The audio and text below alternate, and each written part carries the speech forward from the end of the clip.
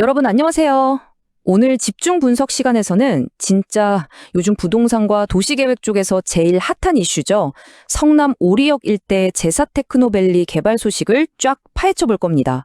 이건 그냥 단순한 개발이 아니라 완전히 도시의 지도가 바뀔 만한 어마어마한 프로젝트인데요. 최근에 아주 중요한 행정적인 피벗, 즉 방향 전환이 있었다고 합니다. 이게 대체 무슨 뜻인지, 그리고 우리한테 어떤 의미가 있는지 아주 쉽고 명쾌하게 짚어보겠습니다. 자, 본격적으로 들어가 볼까요? 화면에 57만이라는 숫자 보이시죠? 이게 바로 이 프로젝트가 품고 있는 구역의 총 면적 57만 제곱미터를 의미합니다. 와, 감이 잘 안 오실 수도 있는데 이건 그냥 건물 몇 채 뚝딱 올리고 마는 수준이 절대 아니에요. 완전히 동네 하나를, 아니 도시의 한 구역 자체를 백지 상태에서 새로 그리고 완전히 새로운 기능을 부여하는 매머드급 프로젝트인 거죠. 이 정도 스케일이면 성남시는 물론이고 수도권 남부 전체의 산업 지형도까지 싹 다 바꿀 수 있는 엄청난 규모입니다. 워낙 스케일이 거대하다 보니까 지역 주민분들이나 투자자분들의 기대감이 진짜 장난이 아닙니다. 최근에 한 블로거분이 이런 글을 남기셨더라고요. 어쨌든 뭐라도 이제는 제발 시작했으면 좋겠네요. 딱 느낌이 오시죠? 옛날에 왜 현대차 그룹 들어온다 어쩐다 하면서 소문만 무성했잖아요. 그러니까 이제는 제발 삽 좀 뜨자, 뜬구름 잡는 소리 말고 눈에 보이는 진짜 시작을 보고 싶다는 그 간절함과 답답함이 이 한 문장에 아주 진하게 묻어나 있는 겁니다.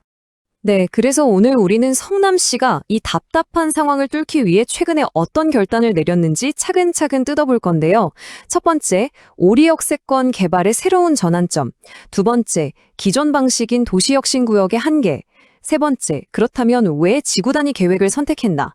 그리고 마지막으로 제사테크노밸리의 미래 과제까지 쭉 이어서 완벽하게 해체해 보겠습니다. 자, 그럼 바로 첫 번째 주제인 오리역세권 개발의 새로운 전환점부터 살펴볼까요? 핵심 뉴스부터 딱 짚고 넘어가면 이렇습니다. 성남시가 최근에 자체적으로 타당성 조사를 싹 돌려봤거든요. 그러고 나서 이거 원래대로 하면 안 되겠다 판단하고 기존 개발 방식을 공식적으로 접었어요.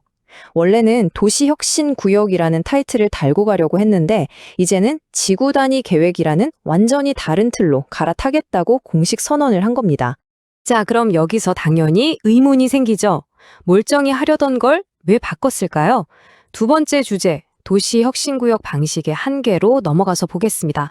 원래 추진하려던 이 도시혁신구역 방식, 쉽게 비유하자면 백화점에서 파는 기성복 정장이라고 생각하시면 딱 맞아요. 국토교통부라는 중앙부처의 엄청 깐깐한 가이드라인을 따라야 하고 승인도 받아야 하는 규격화된 틀이거든요. 근데 성남시가 계산기를 두드려 보니까 이 57만 제곱미터나 되는 엄청나게 복잡한 오리역 일대를 그 기성복에 억지로 끼워 맞추기에는 시간도 너무 오래 걸리고 하루가 다르게 변하는 동네 상황을 제때 반영하는 게 거의 불가능하다는 결론이 나온 거죠. 여기서 진짜 흥미로운 게 대중들의 반응이에요. 한 부동산 블로거 글에 이런 표현이 나옵니다. 국토부가 딴지를 많이 거나 봅니다.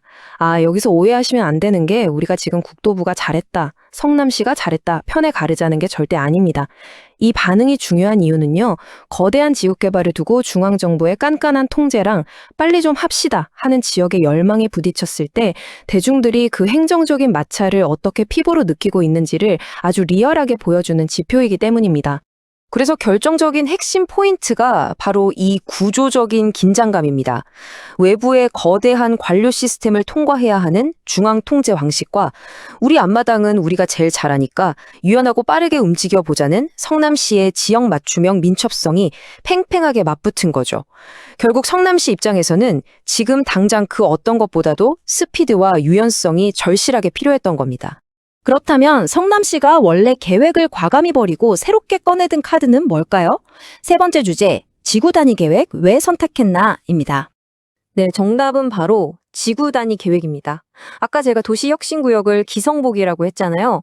반대로 이 지구단위 계획은 철저하게 성남시 체형에 맞춰서 재단사가 한 땀 한 땀 만들어주는 맞춤형 정장인 거예요. 특정 구역의 토지를 어떻게 쓸지 성남시가 직접 주도권을 확 쥐고 그 지역 현실에 딱 맞는 아주 정밀한 밑그림을 그리는 방식이거든요.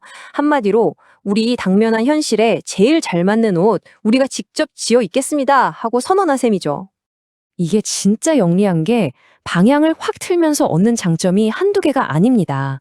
첫째, 우리역 일대의 복잡다단한 현장 상황을 도면에 즉각적으로 바로바로 반영할 수 있죠.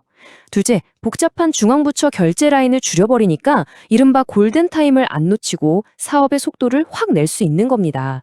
적시성을 확보한 거죠.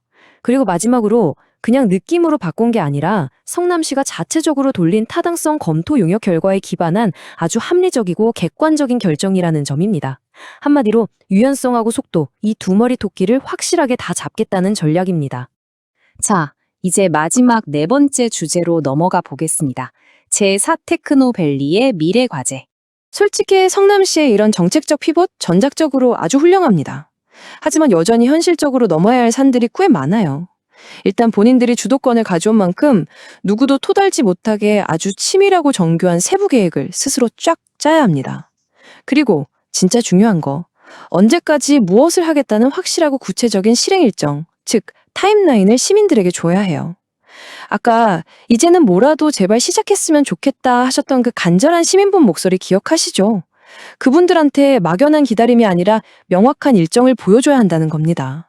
그리고 최종적으로 이 멋진 청사진을 실제 건설 현장으로 눈앞에 현실로 구현해내는 가장 거대한 숙제가 남아있는 거죠. 오늘의 해설을 슬슬 마무리하면서 여러분과 함께 이 질문을 꼭 고민해보고 싶습니다. 과연 성남시가 야심차게 꺼내든 지구 단위 계획이라는 이 전략적 전환은 길고 길었던 제4 테크노밸리를 도면 위의 청사진에서 눈앞에 진짜 현실로 만들어내는 강력한 촉매제가 될 수 있을까요? 맞춤형 정장으로 갈아입기로 한 성남시가 앞으로 이 거대한 무대에서 어떤 스텝을 밟아 나갈지 우리 모두 진짜 흥미롭게 지켜봐야겠습니다. 오늘 이 깊이 있는 분석 시간에 끝까지 함께 해주셔서 정말 감사드리고요. 계속해서 이 프로젝트의 다음 행보 놓치지 말고 주목해 보시죠.